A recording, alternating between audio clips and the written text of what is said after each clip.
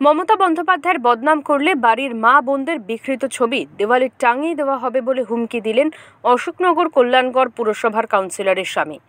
ইতিমধ্যেই সেই ছবি ভাইরাল সোশ্যাল মিডিয়ায়। যদিও এই ভিডিওর সত্যতা যাচাই করে দেখেনি ওঙ্কার বাংলা।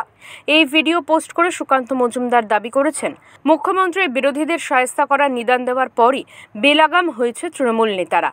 উল্লেখ্য, মেয়র রোডে গান্ধী মূর্তির সামনে গত বুধবার তৃণমূল ছাত্র পরিষদের প্রতিষ্ঠা বার্ষিকীর সভায় মমতা বন্দ্যোপাধ্যায় বলেছিলেন, আমাকে অনেক গালাগাল দিয়েছে, অসম্মান করেছে, বলেছিলাম বদলা নয় বদল চাই, কিন্তু আজ বলছি যেটা করার দরকার সেটা আপনারা ভালো বুঝে করবেন। আমি অশান্তি চাই না। যে আপনাকে রোজ কামড়াচ্ছে তাকে কামড়াবেন না, কিন্তু ফোঁস তো করতে পারেন। তবে তার এই মন্তব্যের ভুল ব্যাখ্যা করা হয়েছে বলে জানিয়েছেন মুখ্যমন্ত্রী।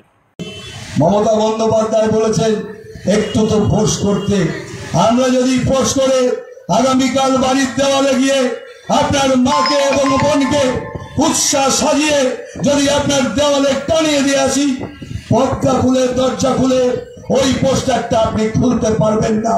এই প্রতিবাদ মঞ্চে দায়িত্ব নিয়ে বলে গেলাম, সেদিন সামনে আসছে।